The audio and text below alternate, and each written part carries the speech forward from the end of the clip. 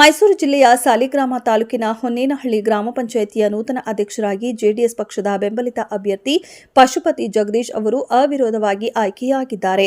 ಈ ಹಿಂದೆ ಅಧ್ಯಕ್ಷರಾಗಿದ್ದ ಸಿರಗೂರು ಶಿವು ಅವರು ತಮ್ಮ ಅಧ್ಯಕ್ಷ ಸ್ಥಾನಕ್ಕೆ ರಾಜೀನಾಮೆ ನೀಡಿದ್ದರಿಂದ ತೆರವಾದ ಅಧ್ಯಕ್ಷ ಸ್ಥಾನಕ್ಕೆ ಶುಕ್ರವಾರ ನಡೆದ ಚುನಾವಣೆಗೆ ಪಶುಪತಿ ಜಗದೀಶ್ ಅವರನ್ನು ಹೊರತುಪಡಿಸಿ ಬೇರೆ ಯಾರೂ ನಾಮಪತ್ರ ಸಲ್ಲಿಸದ ಕಾರಣ ಪಶುಪತಿ ಜಗದೀಶ್ ಅವರು ಅಧ್ಯಕ್ಷರಾಗಿ ಅವಿರೋಧವಾಗಿ ಆಯ್ಕೆಯಾಗಿದ್ದಾರೆಂದು ಚುನಾವಣಾ ಅಧಿಕಾರಿಯಾಗಿದ್ದ ಪಂಚಾಯತ್ ರಾಜ್ ಇಂಜಿನಿಯರಿಂಗ್ ಉಪವಿಭಾಗದ ಸಹಾಯಕ ಕಾರ್ಯಪಾಲಕ ಅಭಿಯಂತರರಾದ ವಿನೋದ್ ಅವರು ಅಧಿಕೃತವಾಗಿ ಘೋಷಣೆ ಮಾಡಿದರು. ಚುನಾವಣೆಯ ನಂತರ ನೂತನ ಅಧ್ಯಕ್ಷರನ್ನ ಗ್ರಾಮ ಪಂಚಾಯಿತಿ ಸದಸ್ಯರುಗಳು, ಸಿಬ್ಬಂದಿ ವರ್ಗದವರು ಹಾಗೂ ಮುಖಂಡರುಗಳು ಅಭಿನಂದಿಸಿದರು. ಇನ್ನು ಇದೇ ಸಂದರ್ಭದಲ್ಲಿ ನೂತನ ಅಧ್ಯಕ್ಷರ ಬೆಂಬಲಿಗರು ಪಟಾಕಿ ಸಿಡಿಸಿ ಸಿಹಿ ವಿತರಿಸಿ ಸಂಭ್ರಮಿಸಿದರು. ಇವತ್ತು ಏನು ಹೊನ್ನೇನಹಳ್ಳಿ ಪಂಚಾಯಿತಿಲಿ ಅಧ್ಯಕ್ಷರ ಚುನಾವಣೆ ಖಾಲಿಯಾಗಿತ್ತು. ಅದರಿಂದ ಇವತ್ತೇನು ಅಧ್ಯಕ್ಷರ ಚುನಾವಣೆ ನಡೀತು.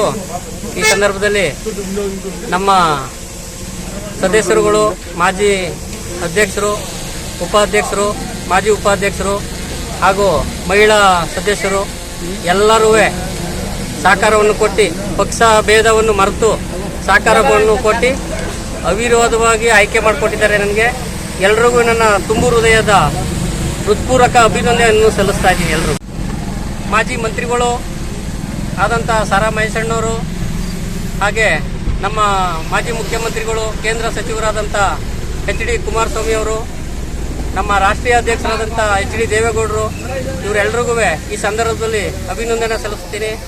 ಹಾಗೆಯೇ ಅವರು ತೋರ್ಕೊಟ್ಟಂಥ ದಾರಿಯಲ್ಲಿ ಮತ್ತು ನಮ್ಮ ಗ್ರಾಮಗಳು ಅಭಿವೃದ್ಧಿಗೆ ಶ್ರಮಿಸ್ತೀನಿ ಅಂತ ಹೇಳ್ತೀನಿ.